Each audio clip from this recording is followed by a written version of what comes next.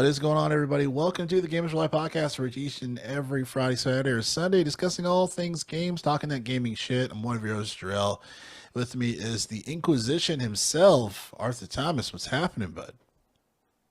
That's me. I'm the Herald of Andraste. I have been enjoying my PC gamer life a little bit more via this thing called Steam sales, and the spring sale just wrapped. I bought, let's see what I bought. I bought Dragon Age Inquisition Game of the Edition for $7. I bought all, um, I bought the Mass Effect Legendary Edition, which is like all of the all three of the Mass Effects with all DLC, all three of the DLCs. I got that for. Let me look right now. I got all that for $6. So I got, so yeah, I got so EA got a little bit a smidge, barely double digits on Damn. my money. Smidge of the Um, money. Yep. so yeah, I got Dragon Age Inquisition for Game of the Year for $7. And it's crazy. Like if you think about that math, like Dragon Age Inquisition came out before Mass Effect 3, and I got Dragon Age Inquisition by itself for $7. But then all of the Mass Effects, non-Jabata, all the Shepard Normandy Mass All the good Effects ones. for $1 less. I'm like, well, when in Rome, you know. So so yeah, I'm looking forward to that. But yeah, I've been Yeah. streaming, hence my background. Been streaming Yeah. Dragon's Inquisition. Killing shit. Um and I'm loving it, man. It's great. It's a good game, right? That was one of the last, BioWare That games. was, if you think about it, Inquisition was the last good BioWare game. Yeah. Um Anthem, it was like middle ground for me. Anthem was middle ground for us because I know a lot of people didn't like Anthem for its lack of content and like end game, but for what we did get, like of the story and the gameplay was fun. I still say Anthem had some of the best fun, like flight, like robot to flight mechanics in like recent games. I'm sure there's some that have topped it, like me playing Iron Man's very fun.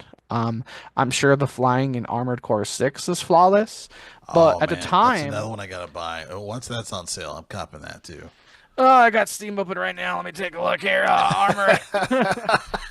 It's not on sale. Ah, But fuck. I'm learning, Drill. I'm learning. You put it on your wish list, then you get notified Right. when it goes on You sale. know the ways. You I'm know the PC learning, brother. ways. That's right. Yo, I am it's funny. I was just discussing this with my music producing friend that I've done music and stuff with, but he just bought an ROG Ally and he fucking loves it. Like he can connect his Steam account, he can play Game Pass shit, he can play whatever he fucking wants. He's like it runs Flight Simulator like beautifully, and I was like, oh shit, so part of me, I'm thinking about maybe getting an ROG Ally just because it's like when I am not at the desk and I just want to throw something on. Like I hear it's better than the Steam Deck, and that's crazy because the Steam Deck is basically like a console.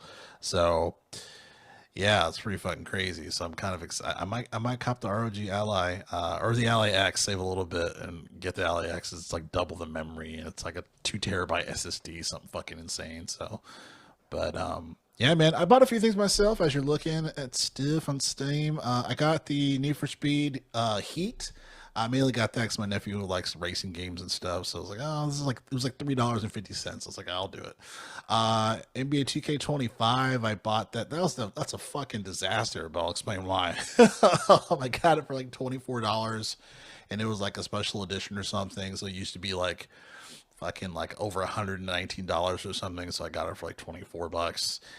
Road Redemption, which is like Road Rash basically. With pretty fun. Pretty fun. I got that for dirt cheap. I think I got it for like $6. A Way Out, It Takes Two. I bought those.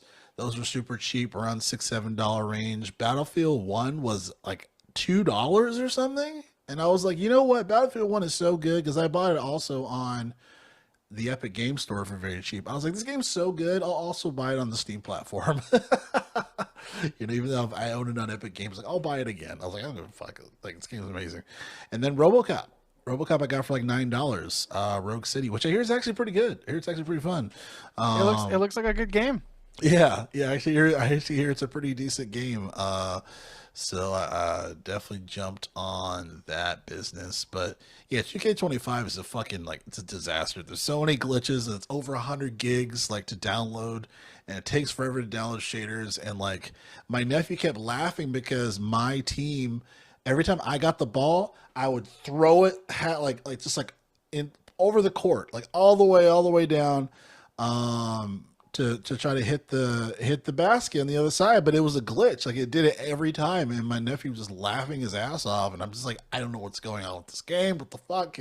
So I was like, I uninstalled it pretty heavy. So hopefully it's something that can be fixed. I was like, what the fuck is going on? But yeah, it's kind of been the journey there. But oh, one thing on Steam that well, I've been playing on Steam on my end, before you introduce the show, and go into it. Fucking Split Fiction, your boy.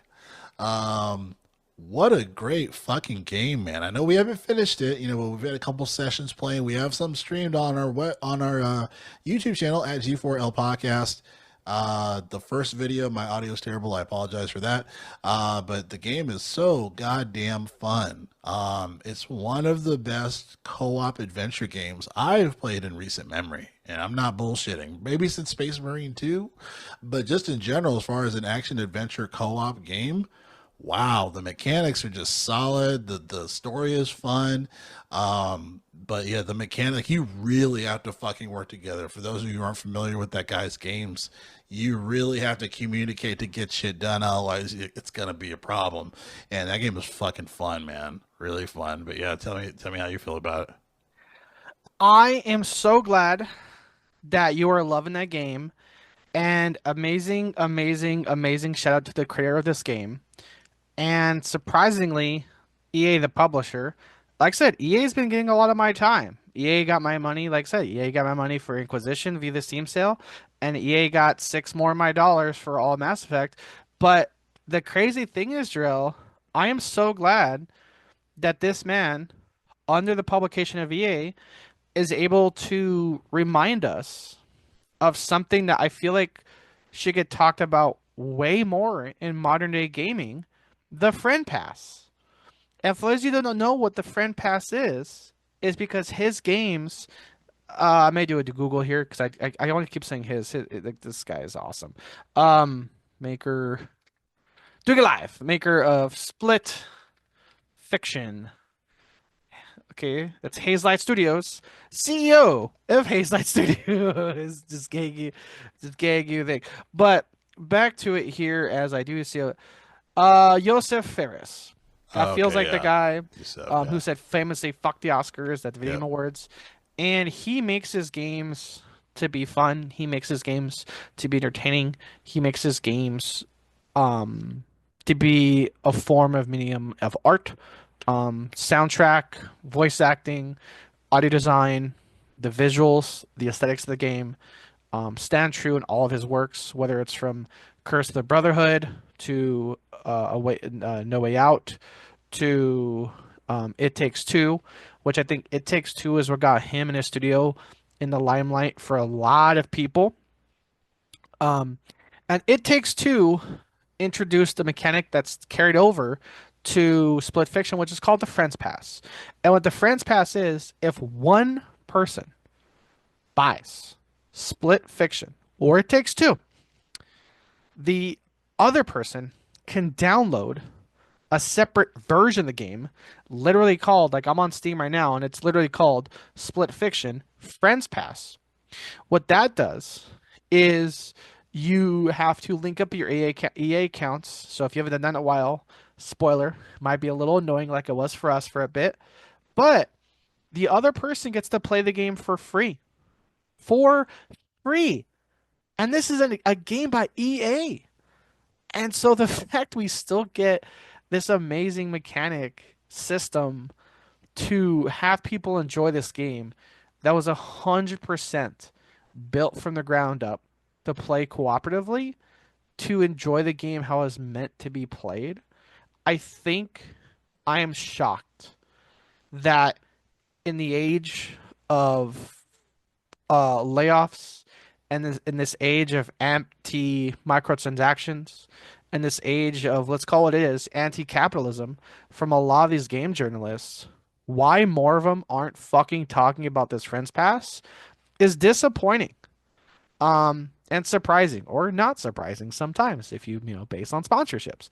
Um, but the game itself is, like Drell said, not since Space Marine 2 have I played a game this fun. Maybe probably since It Takes Two.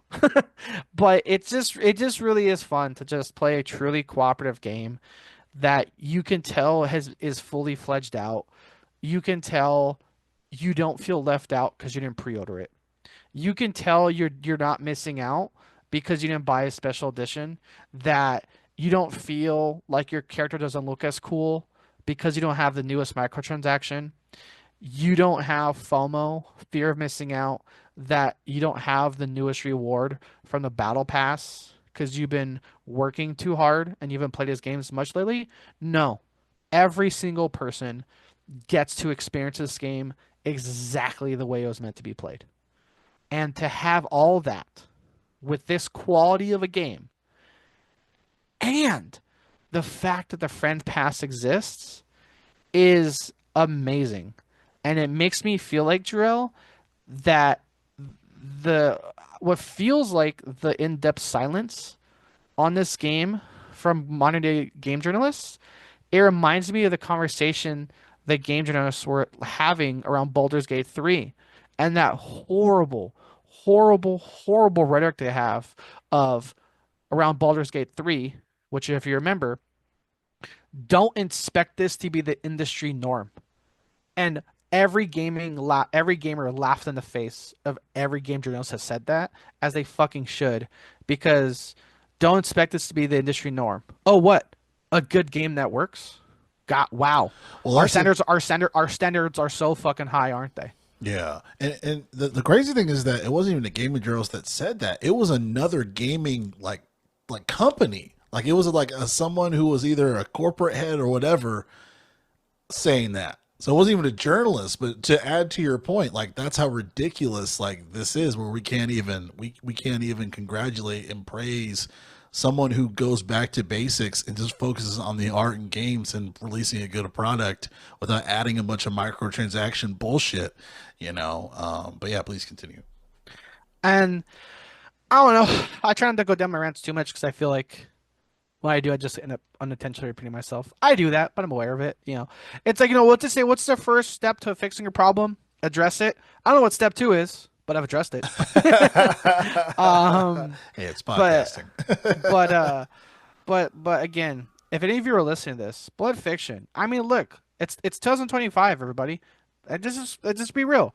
Venmo, PayPal, Zelle, Cash App. I mean, this is real shit. I'm not even joking. Like, literally, go halvesies with your friend, your significant other, your buddy, somebody you want to play this games with, and enjoy it. Oh, and that's the other thing, Drill. Speaking of the price, do you remember how much this game costs? It's is it $50 or $60?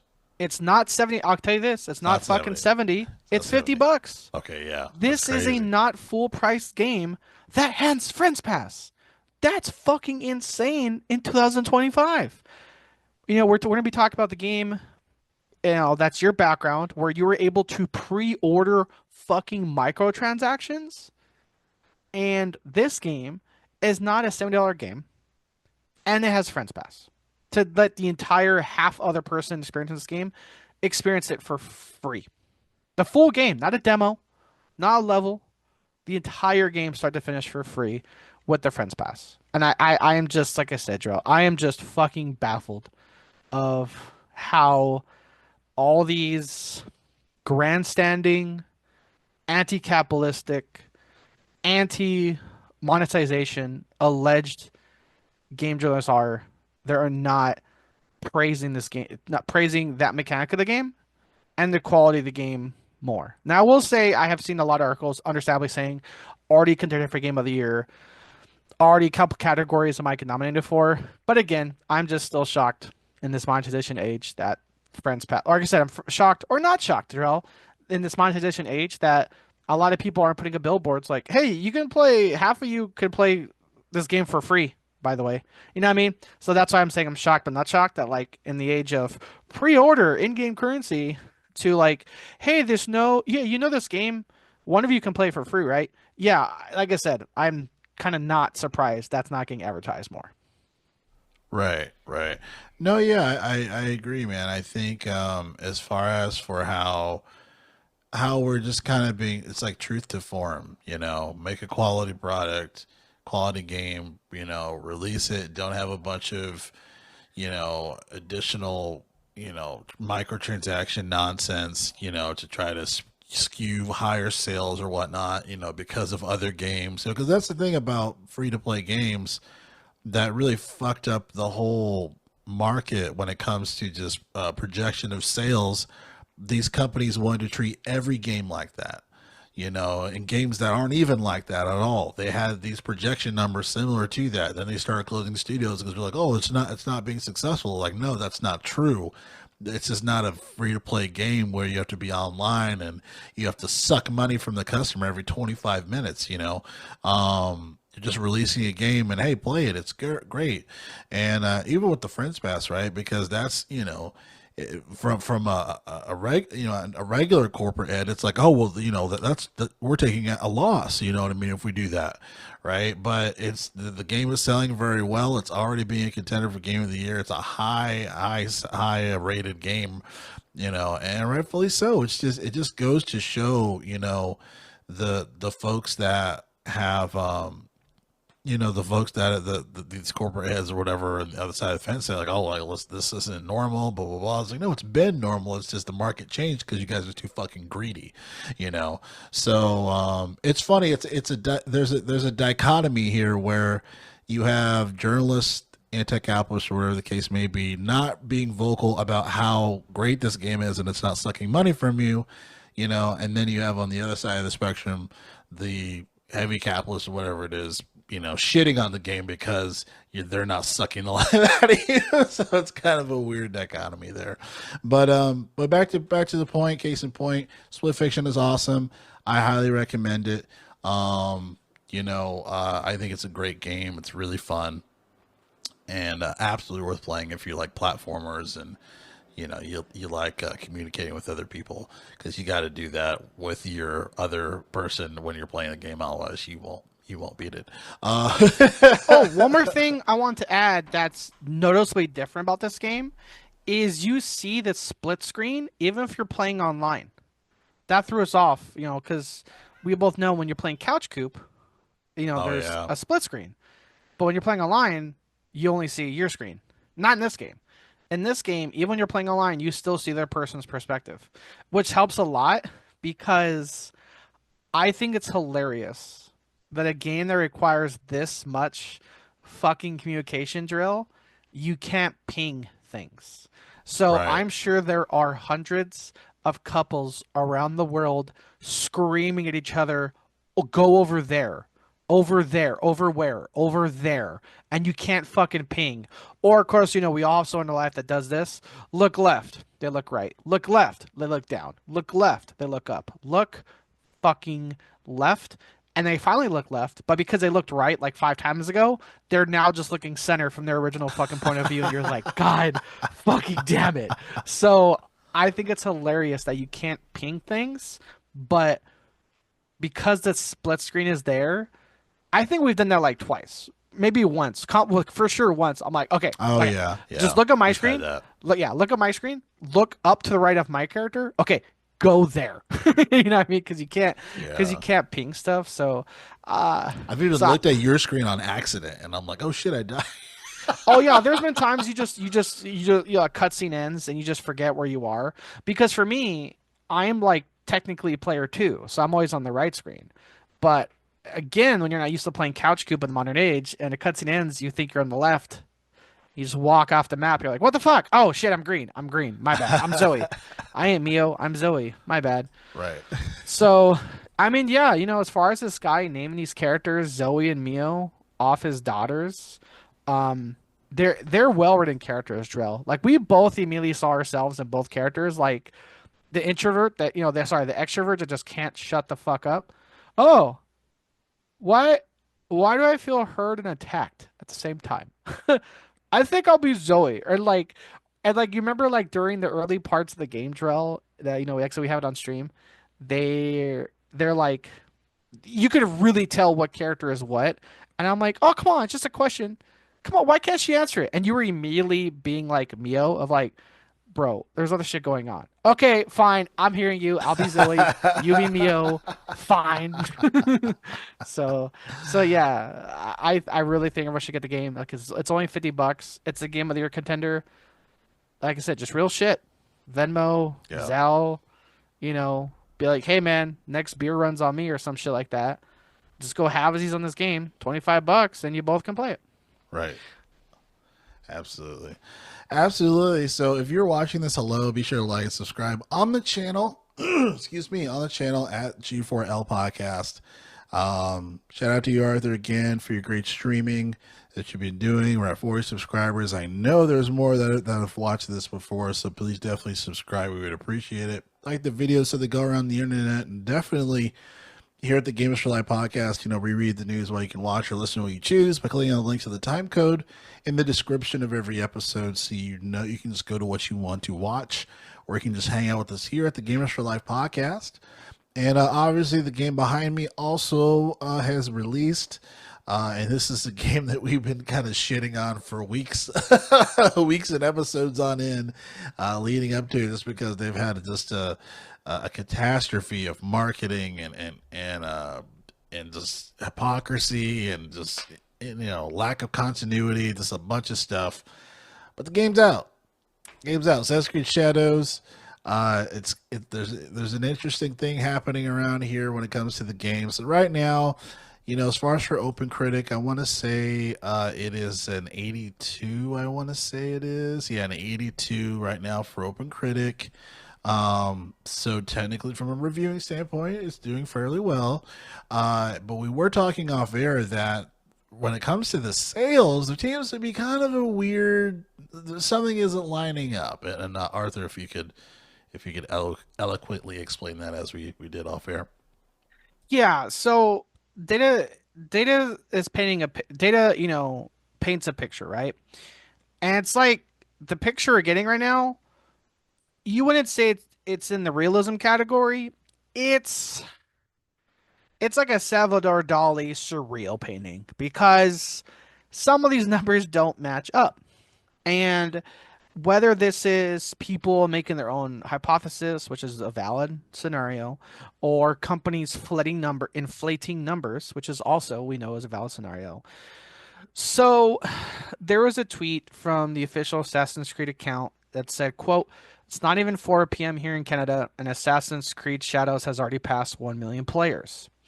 Thank you from the bottom of our hearts for joining this adventure in feudal Japan. We are beyond excited to start this journey with you. Of course, remember the reason they said, hey, well, who gives a shit about Canada? It's all about America. Remember, this is from Ubisoft Montreal, hence why they did Canada. And so that's the thing. They keep mentioning player count, but not sales.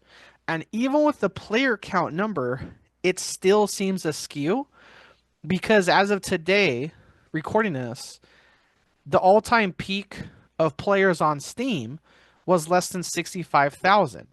And we all know that, when a pie chart comes out of, let's say a tweet comes out of X million players, right? And then Steam represents usually a good chunk of that player count, but to say of those of a million players, less than 65,000 is Steam, that's not how that pie chart usually breaks down. And even on console numbers, it's not truly adding up. So the current theory is either A, these mysterious people are buying it day one and not playing it, or B, they're including the download numbers from people that got it through Ubisoft Plus. And I'm leaning towards that. I'm leaning that a lot of people were nervous around all of the fucking marketing around this game, all of their fucking developers that kept shooting themselves in the foot online, the PR headaches this caused around this game. Remember, Outlaws was a flop. Outlaws was a bad performing game. Outlaws was a badly written game. Outlaws was a badly reviewed game. Outlaws was a badly financial game. So I think a lot of people, to numbers we don't know, they haven't released them. They don't have, they don't have to, but still, we don't have them. I think a good number of Ubisoft players may have may have been turned off from buying the fucking $150 versions of this game or $120 versions of this game, and maybe just trying it off 1 month, 2 months of Ubisoft Plus for like $18 or something like that. So, like I said, it's just weird to see we have 1 million players within X hours of launch, and then like it doesn't even pass 65,000 on Steam. And that's not, like I said, that's not usually how that pie chart gets broken down to. So we're in a weird situation right now where a lot of people that I would say understandably, a lot of people thought this game would be very reviewed badly because the game would perform badly, like Outlaws. Like I said, Outlaws performed bad. There was a ton of glitches, a ton of bugs, a ton of core mechanics in the game that made it not fun. Like our colleague Church here that tried the game. We're like, Church, you're in the trenches, man. You're in the mud. How are you liking Outlaws? I fucking hated it. That was his 3 word out the gate answer about how of what he Yeah. felt Outlaws was. He I added some more fucking to that, but yeah, I mean, I think the sum up was that he regretted his purchase. That was well, like I remember that episode, Jarrell, because like those were his three. Those were the first 3 words Yeah, out the of his first three mouth. words he said, yeah. How We're you like, feel about oh Outlaws? shit. I fucking hate it. And like again, and like I said, and Church is a customer that will give your game first, second, third, fifth fucking chances. Like the guy's still fucking face deep in Overwatch 2 and Halo. One of those two maybe, but both, goddamn. And he, like I said, he like in terms of Suicide Squad, he went down with the fucking ship on that game. And like I said, so for him to come out of Outlaws, he'd be like, I fucking hate this game. But like, god damn. Yeah, Like, you know, yeah, it's weird too to add to the Outlaws conversation. yeah. For some reason, Open Critic they're saying that the game is is a strong rating, but the critics have it at a 66. So it should be below strong. So I don't know if that one review that says that it was a high number or at least low 70s changed the curve. But I'm like, Open Critic, you need to say that the game is okay. It's not a strong rating. I was like, that's Is Open Critic owned by IGN now? Hey guys, it has a very big, brave and bold 60. Okay, it's a very empowered. It tried its best.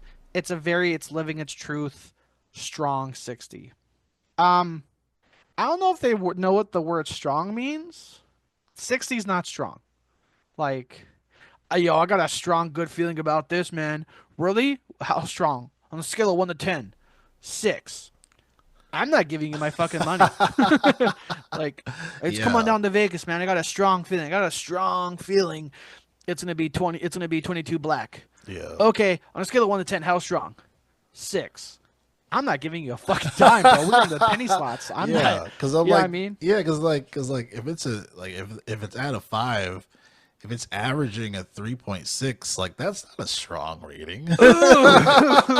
You know what I mean? If it's 66%, like that doesn't make any sense. You know, so yeah, very strange. But like I said, so with Shadows, so here we are with Assassin's Creed Shadows, right? Everyone has their opinions on the game. That's fine. Like I said, where we're at is this alleged high player count number. No one can really validate it or know where it's really coming from. The other thing too is the reviews, I'll be honest, are surprising a lot of people because like Outlaws, a lot of people think this was going to be a subjectively horrible game. Is it, from what I've seen, a great game? No, but it's not the tank dumpster fire we were expecting. Because like I said, like up until now, like Joe and I were talking before the pod, it's like if you look at the marketing and all the gameplay trailers, a lot of people like me are learning more about the mechanics of the game after launch than from their own marketing gameplay videos, which is not how that's supposed to be. Like I've learned more about their weather mechanics, their stealth mechanics, eagle eye mechanics, puzzle mechanics. I've learned more about this after launch than gameplay. Now, mind you, you can argue it's like, well, you can't go too much into gameplay, but like having two main characters in a game, they can handle that so differently, so different from other games. Like I still say the game that handled multiple main characters the best, GTA 5. In fact, it was entertaining to be like, I'm done with Michael. Let me see what Trevor's doing. And then you see what fucking shithole or whose fucking dumpster you wake up in is Trevor. In this game, it's it's not as seamless as that. And and how long ago did GTA 5 come out? But like I said, the specific mechanics we didn't really know until after the game came out. Another example of this, Drell, is Hogwarts Legacy. I think Hogwarts Legacy was in the middle. Hogwarts Legacy had a couple gameplay trailers, but there were still a lot of gaps in knowledge, right? So what they did is 2 weeks before the game came out, what did they do? They had a bunch of influencers, gamers, and streamers play the game and allowed them to make a video describing the game. And it was because of that all these knowledge gaps I had of how did this play? What about this? What about this? How about this? What about this? What about this? All those questions and more got answered 2 weeks before launch when Hogwarts Legacy dropped. I ended up buying the secondary special edition because I knew that this game that was going to be a maybe. I don't know if it does this. I don't know if it does this. It may do this. I'm not sure. So once I had all those RPG elements answered, I'm all in. So it's not good when you have an RPG with so many unanswered mechanical questions prior to launch. Don't be surprised if your game financially flops, which this one may do, even with the surprising amount of high scores, I think to a point, is validly getting. Yeah, I think you make a poignant point, right? As far as, there is an imbalance and it doesn't make any sense when you have reviewers and stuff that are outside of not working for the company, giving you more information about the game in a review, or just more than you knew, even working up to the game, and as far as like potential promotion and marketing opportunities that you could have implemented. Because like Space Marine is a prime example as well. I know you mentioned Hogwarts. Space Marine is a prime example as well, where they had multiple videos talking about the mechanics, talking about the weapons, talking about the classes, talking about the different costumes, various other things. They were very specific on these things leading up to the release of the game, and we're like, oh fuck yeah, like let's fucking do this, you know what I mean? And it turned out to be great. And then also an important notion too is that we've always like we've talked about many times here on the show about how we're not really on board with pre-ordering anymore, because every time we pre-order something and pick it up, it's been a fucking disaster, and it has been for almost 10 years now for a lot of fucking games. But when you do the homework, you do the work. When it comes to the developer, and the publisher, I guess, releasing that information, showing, hey, this is how the game actually is. You know what I mean? Giving this information out, we're more inclined to pre-order. Imagine that if you were more transparent with your products. And we see it's good, we'll actually pre-order again. How crazy is that concept? So it's just like, what the fuck, so You're a madman, Jarrell. You're a fucking madman. You fucking Nostrad. This guy, I don't know who's crazier. You're a Nostradamus. Whoa, Jarrell, you're telling me that when your customer base knows more about your product prior to launch, they're more inclined to buy it? Fucking to the loony bin with this guy, man. you Fucking know yeah. everyone, yeah, hey, cancel the APB. I found our 5150. We got him. It's crazy. Yeah, it's crazy, man. So very funny, but yeah. And then I want to be very clear. I haven't played the game. I know Arthur hasn't played the game either, but you know, everything they were saying, I feel like still holds merit based on the numbers and all that stuff. Uh, And let the record show, I have a free copy of this game. I just don't feel like putting in the effort to fucking download it. Because let's be yeah, honest, it's the quick. yeah. Because Drell, so for those who don't know, a while back when I bought my PC, I got two free games with this bitch. I got Anita Jones. I got three things. Or I got three mother. Wait, shit. I got four things. I can count. It's not counting. It's a memory thing. I can count. I have a bad memory. I got four fucking things with this bitch. Number one, I got Indiana Jones and the Circle. I don't know the game. There's Indiana Jones and the Circle are involved somewhere in that title. I got the Indiana Jones Circle, not Triangle, Circle. And then I got Assassin's Creed Shadows. And then I got a month of Game Pass. And then I got 6 months of Ubisoft Plus. Put it this way. In terms of like user interface and user friendly, I downloaded the game month of Game Pass and Ninja Jones Circle day one. I booted my computer. Super fucking easy. I had Jarrell even attempt to help me to cash in, use my product key for Ubisoft. What the fuck, Jarrell? Like, am I Oh yeah, crazy? it was so. So there's a whole story with this whole situation. So I know, based on according to or whatever it said on there, when you bought your PC, I guess there was problems with the codes, and then as far as like the time frame of doing it, and they kept extending that time frame, right? So. And then we're trying to figure out, like, well, okay, how the fuck do you even do it in general? Because you win this from the website, you're like, nothing is showing. Literally nothing is showing. So I guess the information is all now on Intel's website. So when I went to Intel's website, it forces you to create an account through Intel, which I'm like, okay, whatever. And then when you do that, it has to do a system patch diagnostic on your computer to confirm that you are the same person who purchased the PC, that it came with the code of that information. And I was like, fuck, I'm not. So I was like, Arthur, you have to do this. I think you have to like May 15th or something like that. Cause I obviously didn't buy this shit. So yeah, it was doing the diagnostic to make sure I got the i9 and I got the 4070 soup. And I was like, nope, not me, bro. 2060 super and, i5 10 400F. Here's what I heard. Arthur, you got a free air freshener. But to get your free air freshener, you have to pop the hood and let us check the VIN number on your engine. And I'm like, you know what? Fucking keep your air freshener. I'm not doing that shit. I don't Basically, care. I'm not basically, I'm not doing all this diagnostic check bullshit yeah. to get a game that You're I probably don't not even going to be give happy with. I'm not gonna play. So I got a month of Game Pass. Cool. Uh oh no, Arthur, but you're missing out on 6 months of Ubisoft Plus. Uh bitch, I got Steam sales. I already got like 40 fucking games I haven't played. I bought Right. every single Command and Conquer for $3 and then like six Dawn of War games, four Warhammer 40K Dawn of War games for like $8. So oh no, 6 months of Ubisoft Plus I'm not gonna get because I don't feel like doing all this Intel diagnostic check bullshit. Eh.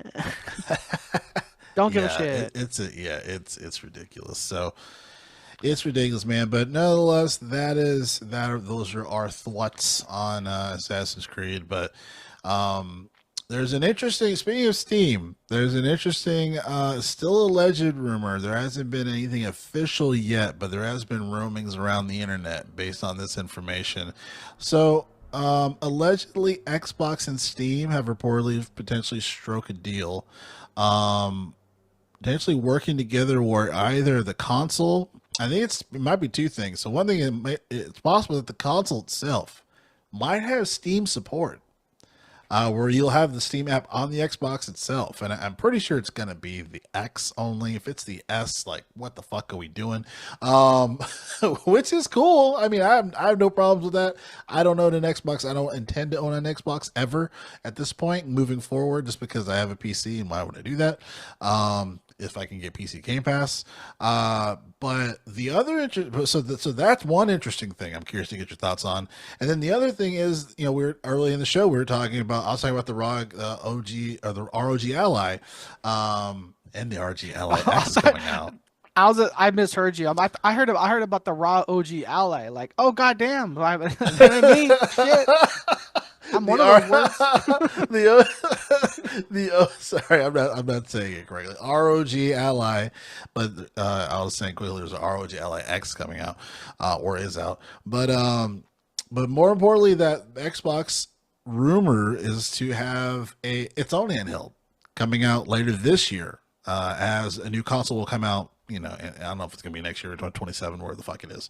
Yep. But give me your thoughts on one Steam and Xbox co-op in there, and then also a new handheld for Xbox. I think they should. I think I think fucking Gabe Newell and Phil Spencer can work something out. I think that salespeople may argue that Xbox and Steam have been competitors, but I think they've been more feuding cousins, and they can both benefit from a truce.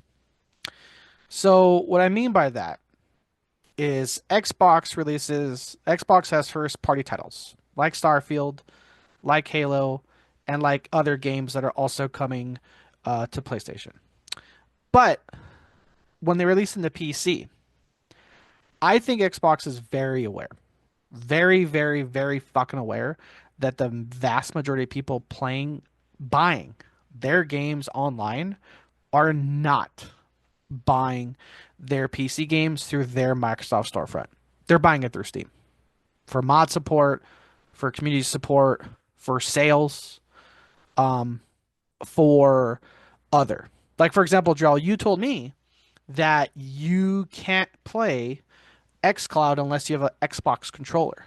So for customers like me that have a PC and a PS5 and a dust collector that is in the shape of an Xbox, that I could play PC games online. I can play Xbox first party games on my PC online with the PlayStation controller. So therefore, people that don't own an Xbox controller or people that don't own an Xbox that play PC games may be a disadvantage and therefore actually turned away from buying Microsoft titles through Microsoft's own fucking store. So I think that's why Xbox having conversations with Steam is it just makes sense. Like I said, it's just like I said. There's people saying, "Oh, they're technically competitors because now no one's now moving forward, no one from this day forward will ever buy Xbox games through the Xbox store for PC players." They already fucking don't. I don't know who all five of you are. No offense. I'm just saying to assume like there's a vast majority of Xbox customers that are buying these PC games through Xbox storefront and not Steam is delusional. So addressing that, Right. that's why these two aren't competitors because when it comes to the PC world, Steam is the behemoth. They're not a monopoly. People have gone to court over this. They're not a monopoly. They are just the fucking winner. You know what I mean? Like Jarrell, you've experienced Epic storefront does all this bullshit. Like you Yeah. and I try to play Remnant 2. Oh, there's cross-platform from the 2. Oh, unless you bought it through Epic. Epic only lets you play with other PC players that also bought through Epic. Right. Steam Bullshit. doesn't do that. Crazy. Yep. Oh, so it's weird. Why is Steam number one PC storefront? It's fucking ugh. So again, so like I said, because Steam is the behemoth, Xbox looking at this partnership, it makes total fucking sense. And the video I sent you that was kind of like a meme parody news story of Xbox saying, "Yeah, you think I sold my soul because my exclusives are coming to your console? Well, what's that? Oh, all your exclusives are coming to PC? So, guess what's about to fucking happen? Your exclusives are coming to my console too. Oh, and it requires no fucking contract." So, I think what's going to happen, Drill, is that this will get announced and immediately, I'll say within 2 weeks after this, if Xbox does announce a handheld that can run Steam or other PC storefronts, I think what's going to happen in 2 weeks, lawsuit from Sony because Really? I think Sony's gonna delay it. I think Sony's gonna do what Sony does best and try to delay this shit because like I said, if Xbox makes a handheld, even though we both talked about it, handhelds already fucking exist. The ROG, the Nvidia Shield, the other Nvidia handhelds, the Steam Deck. So the thought of PlayStation exclusives coming to a mobile device is nothing new. Like I said, Steam Deck's been doing it for years. Other companies like Nvidia and ROG have been doing it for years. But something about the sentence that says you can play PlayStation first party exclusives on a Microsoft Xbox owned device, I think lawyers are getting involved. For that, PlayStation first party exclusives will be on an Xbox owned device without some sort of secondary contract. That's when I think lawyers are involved. And again, we both know it'll make no fucking sense because there's no lawsuits against Steam. There's no lawsuits against this again. There's no lawsuits against like I said, the ROG X and its other consoles. But I think lawyers will do lawyery PlayStation bullshit like we saw with the FTC fucking thing. Um, I think there'll be like a 2 week announcement that might even say like PlayStation's legal team's looking into this. Now we might not see like a full on fucking lawsuit, but I'm gonna expect within 2 weeks of this announcement, should it be legitimate, you'll see fucking stories.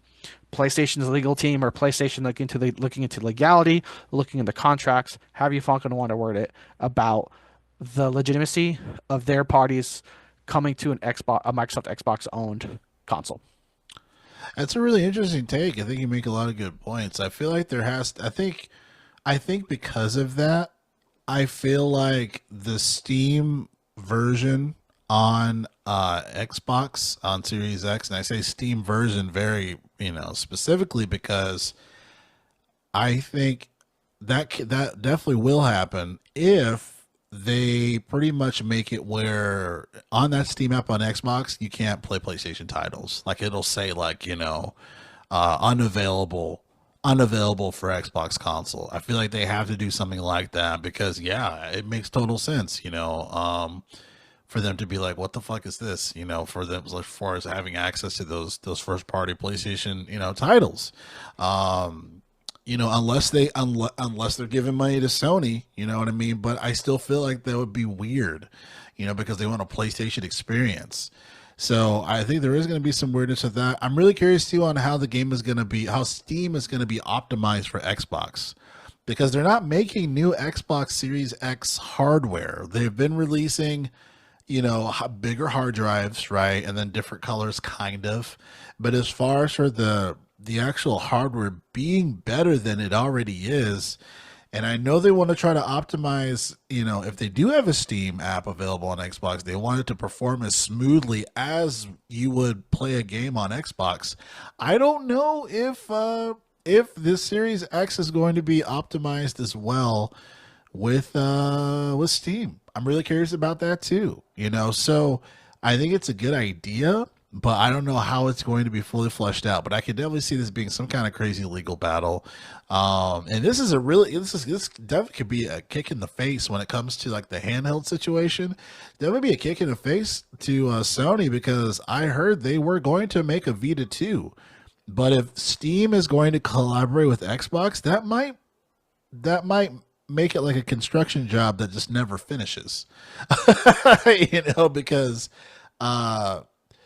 Sony, I'm pretty sure they would love to just sign a deal with Steam and then have them focus on a software integration of optimization versus making proprietary hardware, they gotta make proprietary hardware, but proprietary software, proprietary, little fucking memory cards that are stupid as fuck, proprietary game cards, all this stuff that just did not work out for the Vita.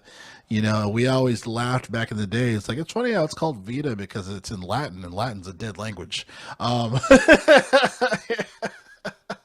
So Um, Our very. jokes were fire during GameStop days. I know, right? I know we killed it. But yeah, man, I think it's very exciting. I think Gabe Newell's a genius. I still give him a lot of shit for Half Life. But imagine, oh my God, imagine Arthur. Here's the last what if. I know we're about 10 minutes left, but imagine that he's not only signing the deal with Steam for the integration. Arthur, what if he's signing the deal with Steam because Half Life 3 will be exclusively on Steam and Xbox and not PlayStation? You know how insane that would be? I love that you are having your crazy what if moments. I'm here for it because when I have those, I'm like, guys, just get with me here. What if this happens? And it's like, Arthur, dude, you gotta stop doing edibles before the pod. And I'm like, no, just hear me out. So that just to see the look on your face with, and here's the thing too, Jarrell, we are hearing alleged leaks that Half-Life 3 is being worked on. I think it's weird. I now people, We've had alleged leaks for 10 years, though, to be fair. But that's what I'm saying. I was gonna have a huge asterisk, 10 asterisks, one for each year that these leaks have been happening. These alleged stories have been happening, or as we like to call it, a Rolling Stone article will come out tomorrow. Half-Life 3 confirmed, according to trusted leak. It's like, okay. I was like, wait a Sorry minute. for those of you not aware. There was a Rolling Stone article that we finally have a confirmed release date for Metal Gear Solid Delta Snake Eater remake. So allegedly it'll be coming out on this date, and I'm like, alleged and confirmed are different words, Rolling Right. Stone. Right. So Stick like to I music. can't. Stick to music. I was Well, like, he has nothing to do with games. I don't know what they should stick to because That's true. that The music list takes that a bit shit, too. top 100 rock songs of all time, and like name like mentally real quick pivot, name like any of your top five mental rock songs at the top of your head. $5, it didn't even make the top 20. That Right. list was wild. Yeah. Any of um their music lists are fucking trash. That's true. so just retire. I don't fucking know. I don't know. BuzzFeed, I hear BuzzFeed's hiring. But yeah, man, like I said, I don't know, man. And if a handheld comes out, I don't know if I would get it because I just got a PC. And I'm liking my PC. I don't really, I don't know, man. I don't know. Who knows? I like the game on my couch more. Cause Joel, you asked me, Arthur, wait, you bought Split Fiction on PS5? Why not the couch? I'm like, Joel, at this point in my life, there's two types of ways I want to play a game. Sitting down in my chair, at my desk, or on my couch. If I want to play it on my couch, I'm buying on the PS5. If I want to play it on my chair, at my desk, I'm buying on the PC. That's that's really what it's coming down to in my life right now. Where do I want to be when I play this game? Split Fiction, you're comfortable, man. You're relaxing. You're enjoying your time with your friends. It's a couch game. Um, other games where I'm like Dragon Age, you're gonna murder the world. I'm locked in. The bloodline of Artis Fartis via my wood elf RTS Fartis. Real quick, for those who know, when I play RPGs, I like to have dumb names, so I'm Artis Fartis. But I forgot Inquisition makes you make a kind of a hot character. I forgot what that's like to play a Western made game. They make a hot character, so I'm like, oh, you would fuck with the female wood elf. Also, real quick, John, if you saw the video of me creating a character, but you know how Dragon Age has like the cards, has like the card system. But the female wood elf card is like fucking tantalizing. Like, oh, Mm. okay, like she's like taking off her dress, so you're just like you're just okay, like you're just doing the mental math. I'm like, damn, that's like 2 inches from your areola. She's like, it's like hot, it's really elegant, and I'm like, okay, female wood elf, quick Asian, because Asian was on me during my first stream in the background on Discord, and I'm like, fuck, dude, I can't name my character Artis Fartis because I'm not making a dude. RT. So we're thinking like Rip, Rip the legend. What if we were George Foreman naming our kid, but we can't change the name too much because hence George Foreman named all of his kids George. George, Georgina, Georgette. So Artius Fartis is the name of my character in Inquisition. But Nice. yeah, as we start the wrap here, I know I will a short elephant in the room drill, at least on our end. I think to a point why we didn't want to talk about Assassin's Creed Shadows itself just for half an hour by itself. Two reasons. Number one, church doesn't have opinions too. Two, I think now that the game's out, it's I think now that the game's out, it's this is game. I'm not saying like politics. This is a type of game where you knew if you were going to buy it months ago. You know what I mean? Because like we said, there was no gameplay trailer. There was no epiphany like, "Oh, you could do this in the game." There was none of those moments that made you leap at the game like I had for Hogwarts. I was not going to buy Hogwarts. And then they released gameplay and I'm like, "You could do that in the game?" And then I bought Hogwarts. And so I think for a lot of people, that's like cashing, understandably cashing in on the content gift that is Assassin's Creed Shadows coming out. We've already said our thoughts on it. Look, we knew it was gonna be a bad game. I knew it was gonna be, it was gonna hit. Ubisoft was gonna put its fucking foot in its mouth. I think Ubisoft has politicized its games way fucking too much and has focused on everything but the game. Like I know more about the developers than I knew about this fucking game. You know what I mean? So, and whether you look at the recent fails that was Dragon Age of Elgard, that was Star Wars Outlaws, and that I think will be Assassin's Creed Shadows, and that's why this game is weird. Like I said, as we start the wrap here, I think this game is different than both Veilguard and um Outlaws, because those are bad games that had bad reviews and had bad sales. This is a game that has, I think it's a valid 7.5, maybe an 8. Like its winter mechanics look sick. Its snow mechanics look awesome. But as for me as a diehard Assassin's Creed fan, I still don't like gear playing a role in my game. But they've been doing that for years. They did in Valhalla, they did in Odyssey, they did in Origins, and people still came back to those games. This game's had more players week one than Valhalla and Origins. So I think in the coming months we will see that Assassin's Creed Shadows, unlike some of these other AAA failures, this is a game that will still be a financial failure, but won't be as critically negative in its reviews like Veilguard was, like Outlaws was.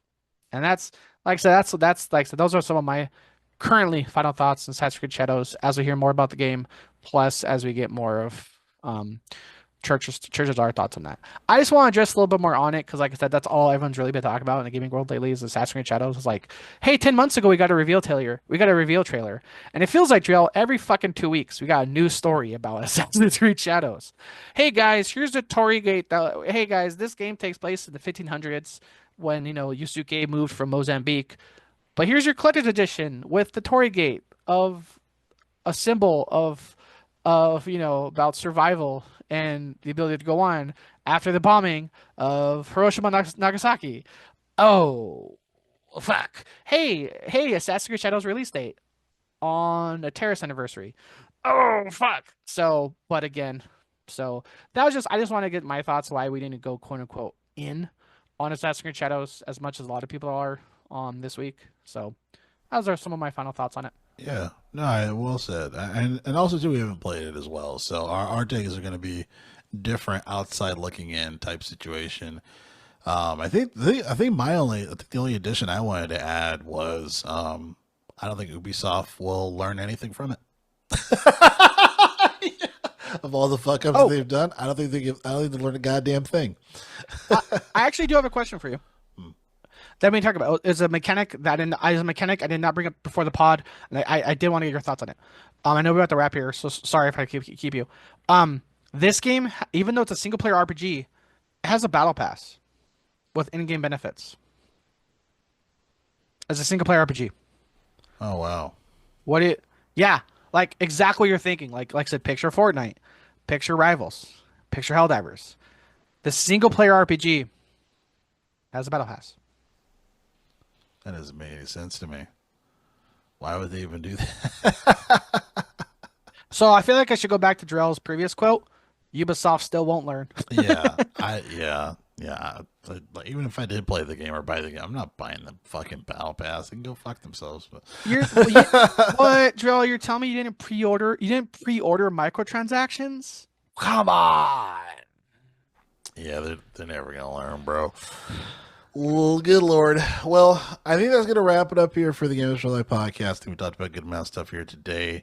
Everything else can roll over to the next episode here. But that being said, I'm one of your hosts, Jarrell. Church is out of commish, but he'll be in here eventually. And Arthur Thomas. That's me. Stop by the streams, give a like and subscribe. Appreciate it. Definitely. Definitely. All right. Thank you guys. We'll see you next time.